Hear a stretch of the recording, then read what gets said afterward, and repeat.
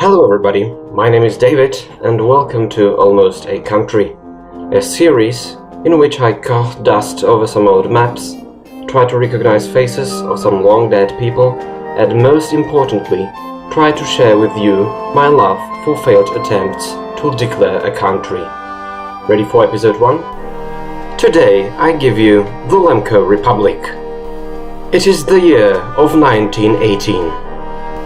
I believe we will start in this year multiple times, because 1918 was the golden age of wannabe almost states. While some eventually did succeed in one way or another, others weren't so fortunate. My favorites weren't so fortunate. The Lemkos are a branch of the Russian nation, which hails from the Carpathian Mountains. They were one of the many Slavic ethnicities integrated into the Austro-Hungarian Empire. For a regular citizen of Vienna back then, they were yet another group of Slavic troublemakers. During the First World War, almost every nation of the empire which began to crumble under the weight of the war they were losing began to make hopes of making their own free, sovereign countries. Their hopes, when confronted with reality, often fell low because almost none of the winning powers took them really seriously. The sole exception to this were the United States, where all sorts of exiled Austro-Hungarian dreamers concentrated and, from time to time, met with President Woodrow Wilson. The Americans, probably hoping to gain an asset close to newly forming Soviet Russia, supported these oppressed people greatly, and convinced envoys from some of the former Slavic subjects of the Austro-Hungarian Emperor to merge into one state, Czechoslovakia, consisting of Czechs, Slovaks, and, for us most importantly, Russians. The Russians were one of the aforementioned nations which tried to declare a country for themselves. They attempted to form a union of Carpathian Ruthenia, Galicia and Volhynia, which would serve as a nation-state to all Russians in the world. This plan, however, didn't work out due to reasons I will explain later. Woodrow Wilson met Grigory Zhatkovich, a leader of the Russian initiative, and told him that there was an option in merging Carpathian Ruthenia with already existing Czechoslovakia. When the autonomy of the Russian state within Czechoslovakia was guaranteed to Zhatkovich by the Czech leader Tomáš Masaryk, Zhatkovich accepted this proposal, and he became the first ever governor of the Czechoslovak state of Carpathian Ruthenia. The Czechs, however, never truly granted the full autonomy they promised to both the Slovaks and the Russians. And that may be the reason why Zhatkovich's move was not really accepted by all the Russians, because many Russians didn't feel related to Czechs in any significant manner. The sole reason of why they had to join them anyway were clever plans of one clever German lawyer. During the World War I, the lawyer Arthur Zimmermann was the head of the German Imperial Foreign Ministry.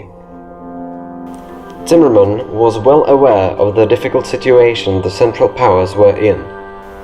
In Europe, Germany and Austria-Hungary fought the French and the British in the West, and the Russian Empire in the East.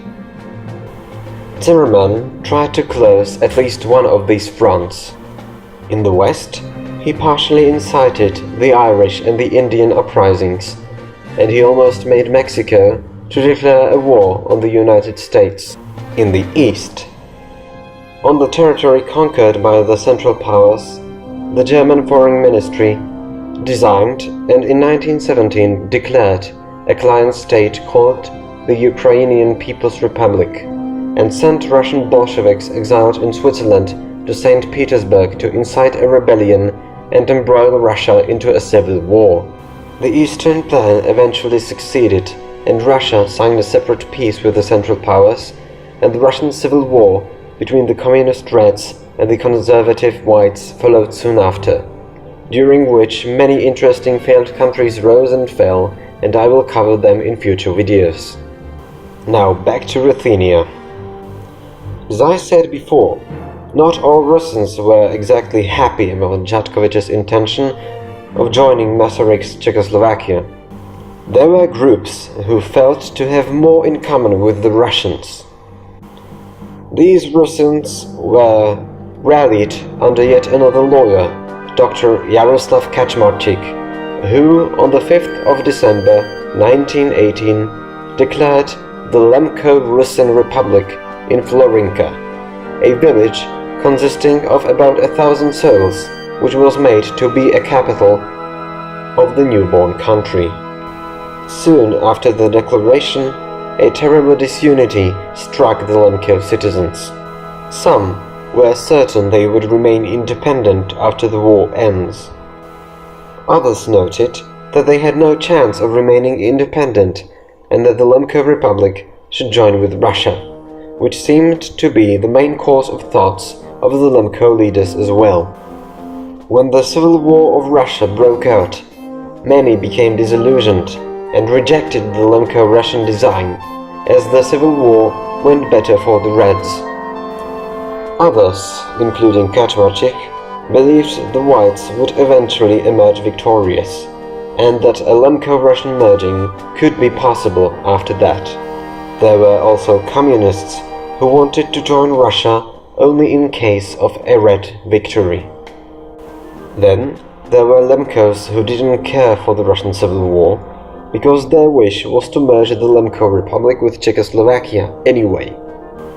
The stance of Grigory Jatkovich to this movement is discussed, but more sources agree that he supported this option, and that he even offered the hesitant Kaczmarczyk an option which would integrate the Lemko Republic into Czechoslovakia only temporarily, until the whites win the Russian Civil War.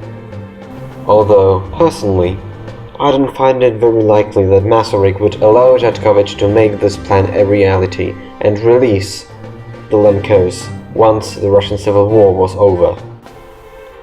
And that's not all. To all this, another Lemko Republic entered the playground. The Eastern Lemko Republic of Komencha, led by a Greek Catholic priest, Panteleimon Shpilka, aimed to join the West Ukrainians People's Republic, an offshoot of the Ukraine founded by the Germans. So now you see how many opinions regarding the fate of the Lemko Republic were there.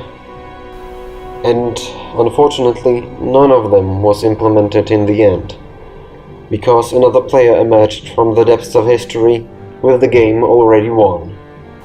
A player we didn't hear from for quite some time. Ukraine was not the only German client state on the Eastern Front. In 1916, the Regency Kingdom of Poland was created from whatever pieces of Poland Russia had before the war. In 1919, the Saint-Germain Treaty reconstructed Poland into a republic and gave the Poles claim to the territories of both the Lemko countries. Florinka and Komencha were quickly captured by the Polish military, and later, in so-called Operation Vistula, the Lemkos were removed from their homeland and placed to the different corners of Poland to ensure that they would cease troublemaking once and for all. Kaczmarczyk and his most loyal men were arrested and tried for insurrection. Although this Lemko Washington was eventually released, he never continued his efforts to proclaim a country for his people. He became disillusioned, most probably by the quarrelsome nature of his own people, and the history lost track of him when he worked as a lawyer on the Polish-Czechoslovak border. If you are curious about what happened to the rest of the proud people of the southern Polish villages, then I can tell you today, most Lemkos are integrated and recognized within Slovakia, where they have their own schools, culture and communities, and I'm pretty sure that they will be living happily ever after. So, this was my first story of how a bunch of irredeemable dreamers started almost a country. Stay tuned for the next video in which I will be covering the first and the last Kingdom of Andorra. Thank you for watching, people, and see you next time.